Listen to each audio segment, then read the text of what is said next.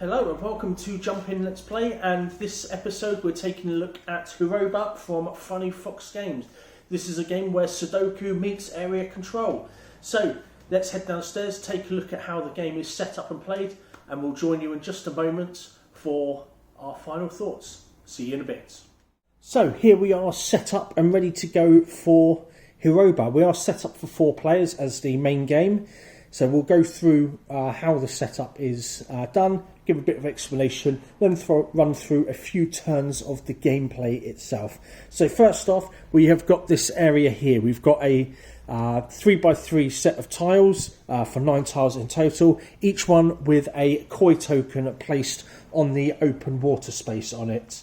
Each tile also has a starting circle. These starting circles can't be next to a koi space, so if they are, just rotate them round until they are not touching any koi spaces. For the rest of the setup, each player will be given a board like this with their 9 pebbles arranged in numerical order, and then depending on the where the first player is, that person will get 2 of these stone tokens, and then second and third player will get 1 each, fourth player will get no tokens. So that is the setup.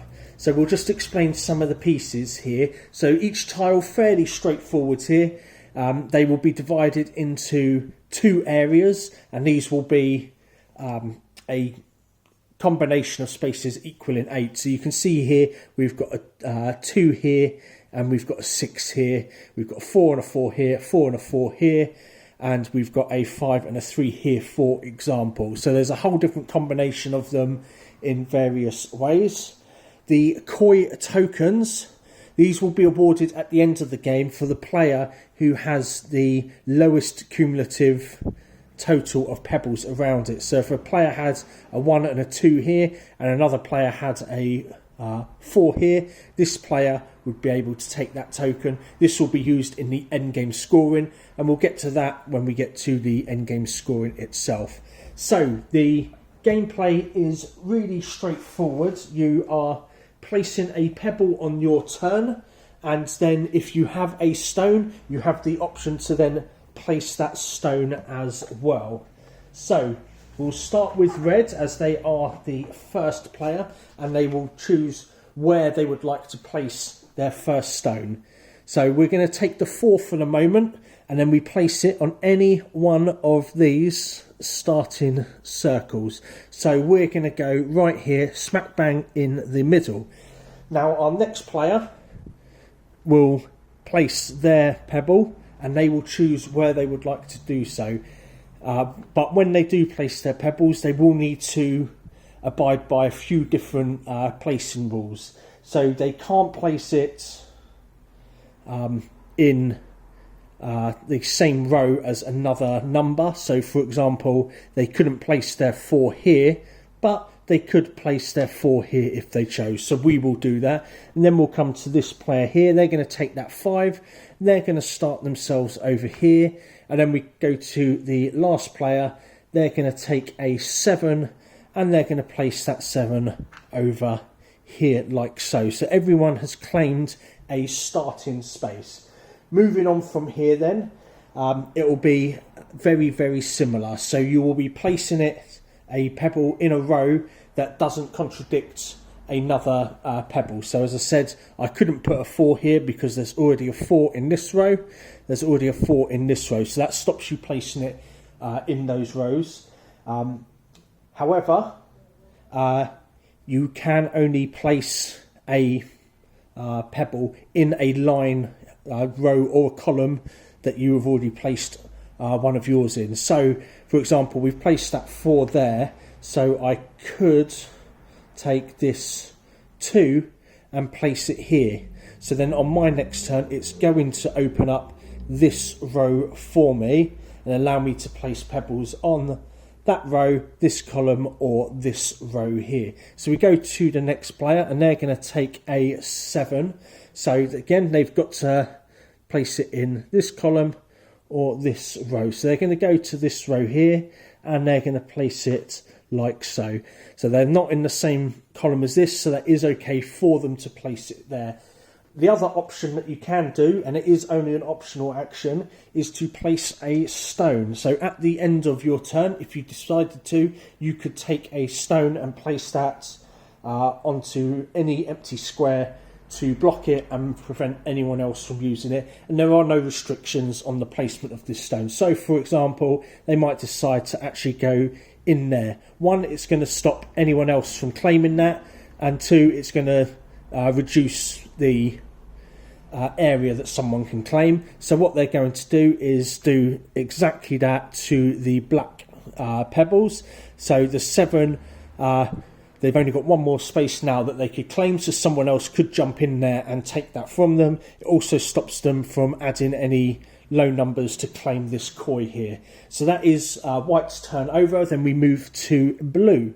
So they are going to take this one, this 3 here, and they are going to place it in this space here. So this gives them a 3 next to the koi, and it's also still in the same column as one of their previous placed ones. And as there's no 3 in this row, they are able to do so. They're not going to place their pebble, so they will leave that for now. And then finally we will move to the black pebbles. So they are going to take a look through theirs and decide what they want to do. One thing you can do with your pebbles is you can choose to play it on either side. So for example, if he's already used one side and he wants to use the other, he can do. So we've already played our 7, we want to play another 7 at some point, so we can use that side. But for now, they are going to place their 1 here. So this actually now secures this for them, so they will be the winner of this koi token. And the game keeps going round and round until all pebbles have been played out, and optionally any stones have been played out. We then move to the scoring phase, and then we will work out who has got the majority in each area, and also who claims each of the available koi. So for example, this player here would claim this koi because he has the lowest number there.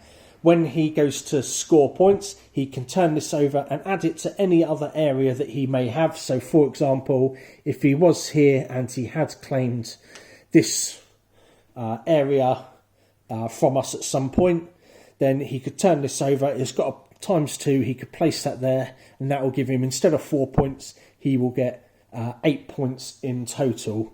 Any koi that you claim that are not used score you 1 additional point at the end of the game. So that is everything for the gameplay of Hiroba. Hope you found that useful. We're going to head back up top now and discuss our final thoughts. So there we have it, a look at the setup and gameplay of Hiroba. So into the game itself. So as always, we will start with a look at the components. So I do like to start with the rulebook. So very pleased with how the rulebook looks. We've got a really clear setup guide, clear rules about the different phases of the game, and a lot of good diagrams, very clear, concise diagrams as well, showing you how to play the game. So rulebook A+ on that one. Other parts of the game, there's not really too much to this. We've got the pebbles that the players will be using during the game, as well as the player boards, the tiles, and the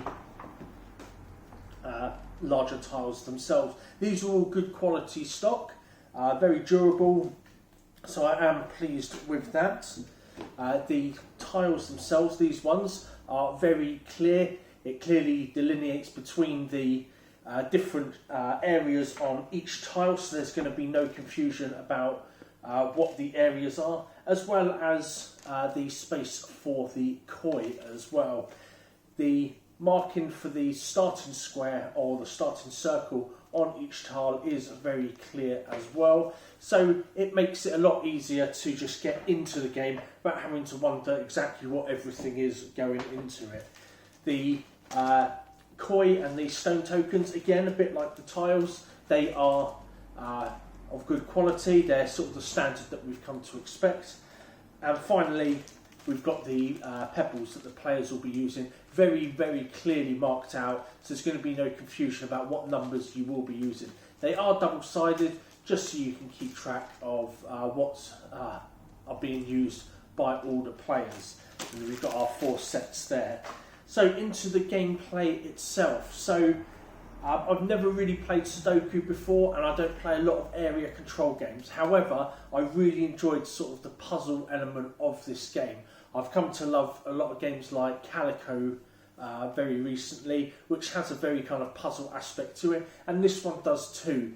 Because you're restricted where you can place your pebbles, it really makes you think about how best to use your pebbles in a way that's going to gain you the most areas. Maybe you're setting up for a longer game, placing one along a row or column that you didn't really want to place, but it opens up another row or column for you. And the use of the stones as well is quite nice. And also with the koi, that although you're trying to gain the most gardens possible by using the highest total of pebbles in any garden, the koi there encouraging you to use those lower values strategically in order to keep those koi for you, which then in turn allows you to add the multiplier to one of the gardens that you do win. So it all feeds into each other very nicely and gives us a very well-rounded strategic game. There's a lot of replayability in here as well. For the game, we only used 9 tiles, but we do have 12 here, and they're going to be set up in a different configuration every time that you shuffle them up and lay out your 9 tiles. And it does scale well for 2 and 3 players as well, where you are effectively removing some tiles from play by placing them face down rather than face up. So overall, really, really enjoyed the game. Another hit for me in terms of a game that has a real kind of puzzle element to it. If you'd like to give this a go and you do live locally to the shop, come on down. This is available in the board games library. It's £2 per person for the whole day. You can play games like this, Acropolis, Shamans, Dinner in Paris, and many, many more. We have over 200 titles in the library. Thank you for watching, guys. We'll see you in the boardroom.